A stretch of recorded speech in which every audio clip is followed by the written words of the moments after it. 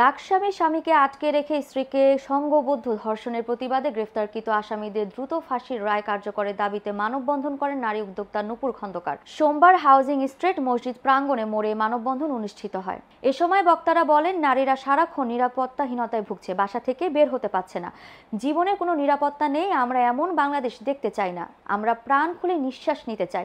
এ সময় মানববন্ধনে বিভিন্ন সমাজকর্মী ও জনসাধারণ মানববন্ধনে অংশগ্রহণ করেন। আমি জান্নাতুল ফেরদৌস স্মৃতি মানবতার মানবপ্রেমী সংগঠনের কেন্দ্রীয় পর্যবেক্ষক। আমি এই লাকসামের একজন সন্তান। আমার বোনের লাঞ্ছনা আর মেনে নিব না। এতদিন যাবৎ আমরা দূর দূরান্ত থেকে আমরা ধর্ষণের খবর শুনে এসেছি, কিন্তু বর্তমানে আমরা আমাদের নিজ জন্মভূমি আমাদের প্রিয় লাকসামেই এই ধর্ষণের মতো জঘন্য অপরাধ আমরা স্বচক্ষে দেখতে পাচ্ছি। আমরা নারী হয়ে আমরা কেন এত অবহেলিত, আমরা কেন এত লাঞ্ছিত? আমরা চাই না আমাদের লাকসামের মতো আমাদের এই বাংলাদেশে এমন কোনো ঘটনা ঘটুক যার কারণে আমরা নারীরা সব জায়গা থেকে নিরাপত্তাহীন হতে হয়।